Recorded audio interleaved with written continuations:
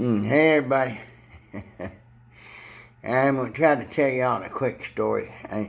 It's hard for me to tell a quick story, but this something happened it happened, oh lordy, 1995 maybe. I had lost my job there at the nuclear powerhouse, and it wasn't no work all over the country, and just in certain spots, and I wound up having to. My first time I ever left the house to go work in the IBEW, and I wound up having to go to Appleton, Wisconsin, to a paper mill up there.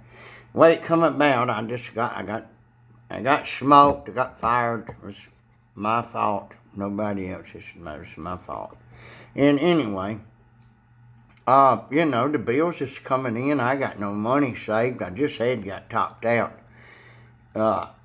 And I had to find me a job, and it just happened to be 13 hours away from the house, up about 30 miles south of Green Bay, Wisconsin.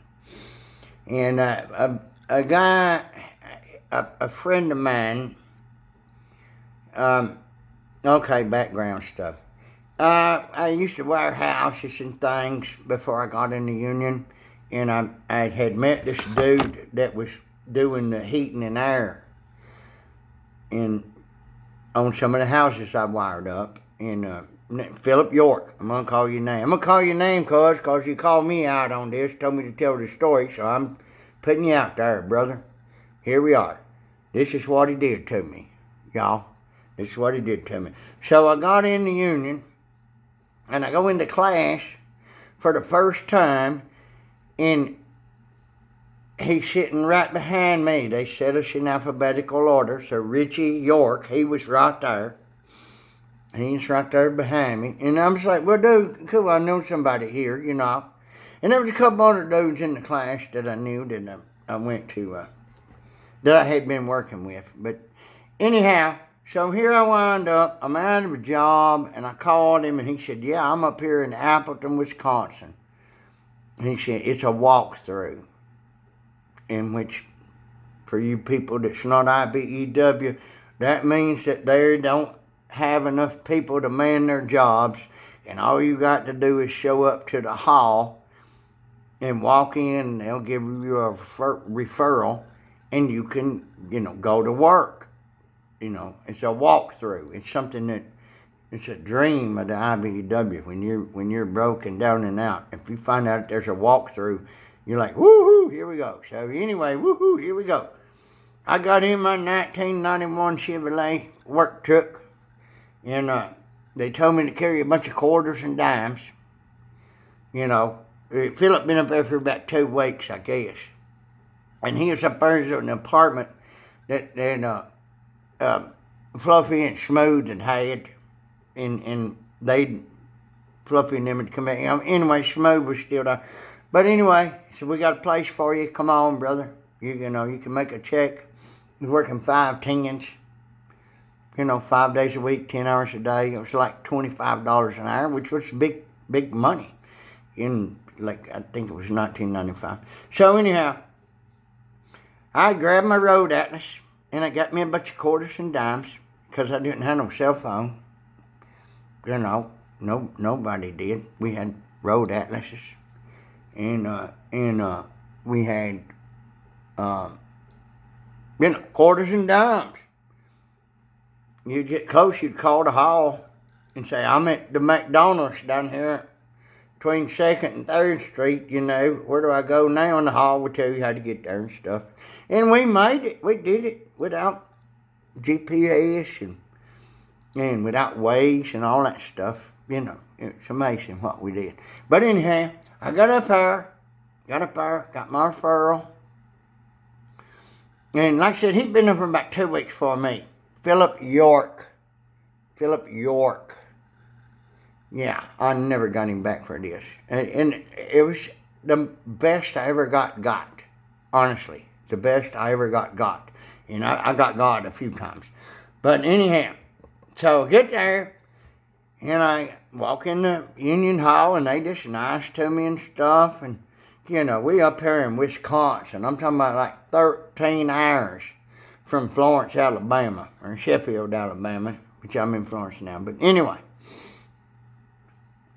I got my referral. I went out there, and I found the place, and I walked in, and I found the safety guy, and I went through my orientation, which is boring. They show you a bunch of videos that's boring. Yeah, they just make you want to go to sleep, and you got to watch hours of them. Every job you go to. I mean, you know, I made a lot of money. I made a lot of money watching these videos. God dang, people, can't y'all get somebody that's got a little bit of imagination to do this video? Oh, my Lord, y'all. You got no clue how this, oh, Lord. Anyway, that ain't part of the story. I just, something, I chased a rabbit there, sorry. So, I get up there, get the job, get in there to working, and meet my foreman, and he carries me over here, and he's like, all right, he shows me a bunch of equipment we got lined up against the wall over there, a bunch of electrical panels, you know, breaker panels and distribution panels and stuff, and he's like, he handed me some prints, and he said, I got you an operator over here that's going to pick them up for you, you know, because they's big stuff. And he said that he'll set them down where you show him to on the floor according to these prints. And then you mark the holes on the concrete to anchor them down, and then he'll move them out the way, and you drill the holes, and you put the anchors in, and then he'll come back and set them down, and then you know, put the nuts and washers on them and bolt them down to the floor. I'm like, okay, no problem. So he's like, okay, over here in this corner, he said, I got you a chair and I got you a table. And he's like, this is where you're going to take your break at. This is where you're going to eat your lunch. And I was like, well, you know, it's my first road trip. I didn't know. I just come from the Nuke. We had a double-wide trailer that was just slum full of folks, you know. But we've been all took break together and stuff. And, you know, this is my first road trip. I didn't know. So that's what I did there for a day, for 2 days,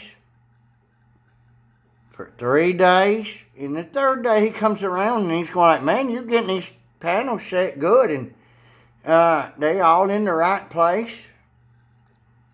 You know, everything looks good. They're all lined up nice, and everything's in the right order. That's where they're going. He said, I'm a little bit surprised. I'm like, why are you surprised?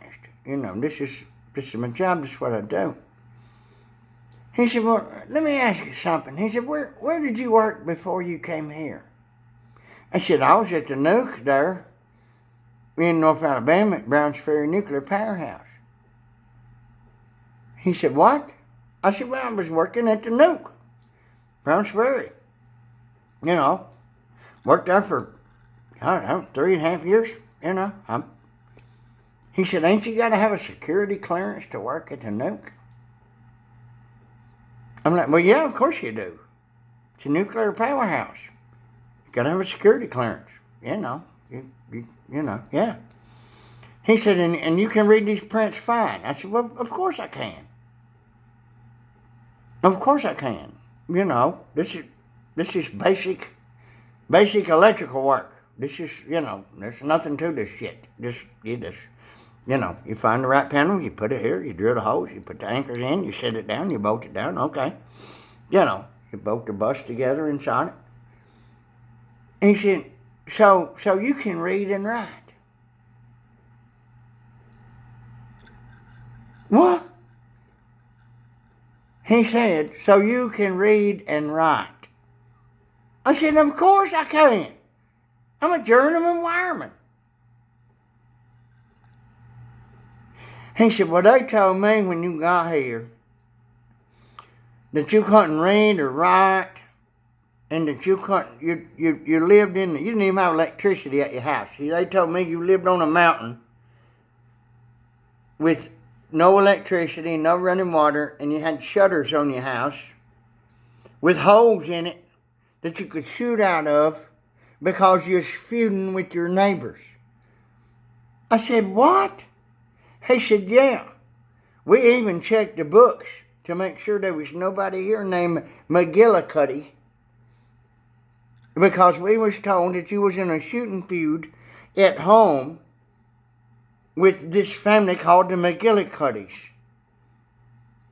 I said, what in the hell are you talking about, dude? He said, man, somebody's pulled some shit on you. And us too, I reckon. He said, get your shit and come on.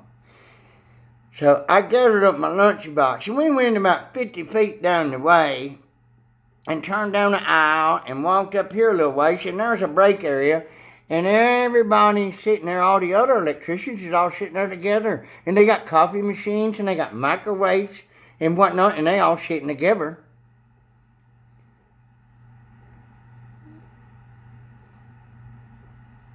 They put old Cuz off by himself because my friend, my traveling buddy, Philip York, told him a big, long story about how I ain't never seen so much pavement and concrete in my life, and how he was surprised I got up there and found the place